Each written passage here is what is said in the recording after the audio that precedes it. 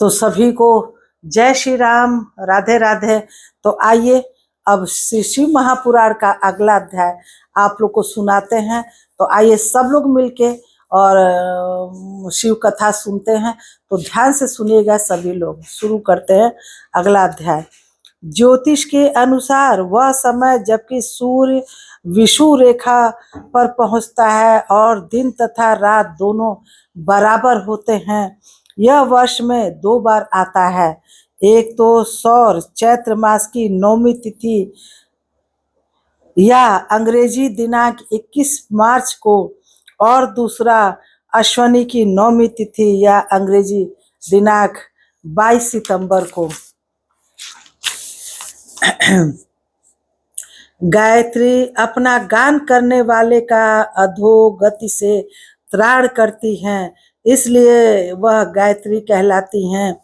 जैसे इस लोक में जो धनहीन है वह दूसरे को धन नहीं दे सकता, जो यहाँ धनवान है वही दूसरे को धन दे सकता है, उसी तरह जो स्वयं शुद्ध और पवित्र आत्मा है वही दूसरे मनुष्यों का त्राण या उद्धार कर सकता है।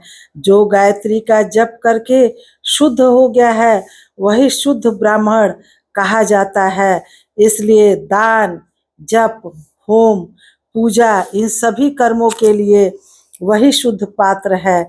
ऐसा ब्राह्मण ही दान लेने तथा रक्षा करने की पात्रता रखता है। स्त्री हो या पुरुष, जो भी भूखा हो वही आनंद का पात्र है। श्रेष्ठ ब्राह्मणों को समय पर बुलाकर उसे धन अथवा उत्तम वाणी से संतुष्ट करना चाहिए। इससे अभीष्ट फल की प्राप्ति होती है। जिसको जिस वस्तु की इच्छा हो उसे वह वस्तु बिना मांगे ही दे दी जाए। जो दाता को उस दान का पूरा पूरा फल प्राप्त होता है। ऐसी महर्षियों की मान्यता है। जो याचना करने के बाद दिया गया हो वह दान आधा ही फल देने वाला बताया गया है।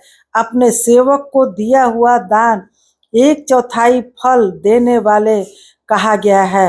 वे विप्रवरो जो जाति मात्र से ब्राह्मण है और दीनतापूर्ण वृत्ति से जीवन बिताता है, उसे दिया हुआ धन का दान दाता को इस भूतल पर 10 वर्षों तक भोग प्रदान करने वाला होता है।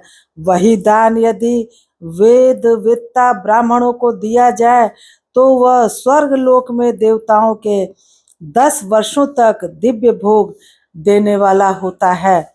गायत्री जप का ब्राह्मणों को दान देने से सत्य लोक में 10 वर्षों तक पुण्य भोग प्राप्त होता है और विष्णु भक्त ब्राह्मण को दिया गया दान वैकुंठ की प्राप्ति करने वाला माना जाता है। शिव भक्त विप्र को दिया हुआ दान कैलाश की प्राप्ति कराने वाला कहा गया है। इस प्रकार सबको इन लोकों में भोग प्राप्ति के लिए दान देना चाहिए। रविवार के दिन ब्राह्मण को दशांग अन्न देने वाला मनुष्य दूसरे जन्म में 10 वर्षों तक निरोग रहता है। बहुत सम्मान पूर्वक बुलाना, अभ्यंग, चंदन आदि, पाद सेवन, वस्त्र, गंध आदि से पूजन, घी के मालपुए आदि सुंदर भोजन, 6 रस व्यंजन, दक्षिणा सहित तांबूल, नमस्कार और जाते समय अनुगमन, ये अन्नदान के 10 अंग कहे गए हैं। 10 ब्राह्मणों को रविवार के दिन दशांग अन्न का दान करने वाला 100 वर्ष तक निरोग रहता है। सोमवार आदि विभिन्न वारों में अन्नदान का फल उन वारों के अनुसार दूसरे जन्म में इस पृथ्वी लोक में प्राप्त होता है, ऐसा जानना चाहिए। 7 वारों में 10 ब्राह्मणों को दशांग अन्न दान करने से 100 वर्ष तक आरोग्य आदि फल प्राप्त होते हैं। इस प्रकार रविवार के दिन ब्राह्मणों को अन्न दान करने वाला मनुष्य 1000 वर्षों तक शिवलोक में आरोग्य लाभ करता है। इसी प्रकार 1000 ब्राह्मणों को अन्न दान करके मनुष्य 10,000 वर्षों तक आरोग्य भोग करता है। विद्वान को सोमवार आदि दिनों के विषय में भी ऐसा ही जानना चाहिए।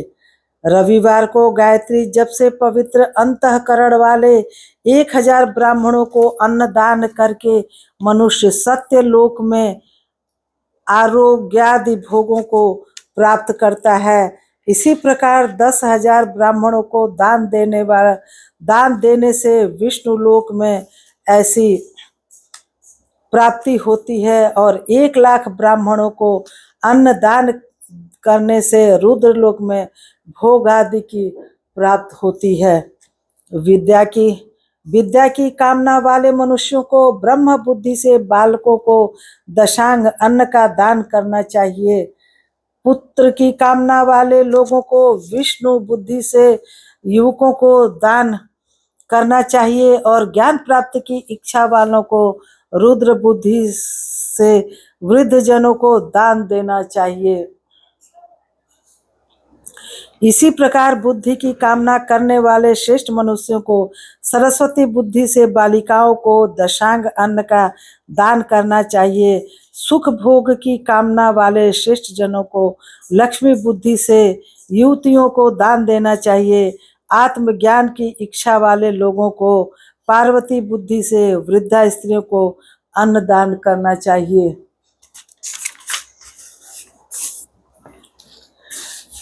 ब्राह्मण के लिए शील तथा मोक्ष वृत्ति से लाया हुआ और गुरु दक्षिणा में प्राप्त हुआ अन्न धन शुद्ध द्रव्य कहलाता है। उसका दान दाता को पूर्ण फल देने वाला बताया गया है। शुद्ध शुक्ल प्रतिग्रह दान में मिला हुआ द्रव्य मध्यम द्रव्य कहा जाता है और खेती व्यापार आदि से प्राप्त धन अधम द्रव्य कहा जाता है। क्षत्रियों का शौर्य से कमाया हुआ, वैश्यों का व्यापार से कमाया हुआ और शूद्रों का सेवा वृत्ति से प्राप्त किया हुआ धन भी उत्तम द्रव्य कहलाता है। धर्म की इच्छा रखने वाली स्त्रियों को जो धन पिता एवं पति से मिला हुआ हो उनके लिए वह उत्तम द्रव्य है। गौ आदि 12 वस्तुओं का चैत्र आदि 12 महीनों में क्रमशः दान करना चाहिए अथवा किसी पुण्य काल में एकत्रित करके अपनी अभीष्ट प्राप्ति के लिए इनका दान करना चाहिए। गौ भूमि तिल सुवर्ण घी वस्त्र धान्य गुड़ चांदी नमक कोहड़ा और कन्या यही वे 12 वस्तुएं हैं। गोदान में दी हुई गाय के उपकारी गोबर से धन धान्यादि ठोस पदार्थों के आश्रय से टिके पापों का नाश होता है और उसके गोमूत्र से जल तेल आदि तरल पदार्थों में रहने वाले पापों का नाश होता है। उसके दूध दही और घी से कायिक वाचिक तथा मानसिक तीनों प्रकार के पाप नष्ट हो जाते हैं। उनसे कायिक आदि पुण्य कर्मों की पुष्टि भी होती है। ऐसा बुद्धिमान मनुष्यों को जानना चाहिए। हे ब्राह्मणों, भूमि का दान इहलोक और परलोक में प्रतिष्ठा आश्रय की प्राप्ति कराने वाला है। तिल का दान बलवर्धक एवं मृत्यु का निवारक कहा गया है। किसान के द्वारा खेत में बोए हुए अन्न को काटकर ले जाने के बाद उनसे गिरे हुए एक एक दाने को दोनों उंगलियों से चुनने उठाने को उच्च तथा उक्त खेत में एक एक बाल धान्य के गुच्छों को चुनने को शील कहते हैं। उच्छो धान्य कहते हैं। मनुस्मृति के टीकाकार आचार्य श्री राघवानंद जी ने बाजार आदि में क्रय विक्रय के अनंतर गिरे हुए अन्न के दानों को चुनने को उच्च और खेत कट जाने के बाद खेत में पड़े हुए धान्य आदि के बालों को बिनना शील कहा है। तो चलिए अब इस अध्याय को यही समाप्त करते हैं। आप लोग को अगर मेरा शिव कथा का ये अध्याय अच्छा लगा होगा, शिव कथा की अच्छी लगती होगी तो मेरे वीडियो को लाइक कमेंट शेयर करिएगा और सपोर्ट करिए। मेरा भी ध्यान से आप लोग सुनेंगे तो समझ में आएगा। तो जरूर लाइक कमेंट शेयर करिएगा। चलिए मिलते हैं अगले अध्याय में, तब तक सभी को जय श्री राम, राधे राधे।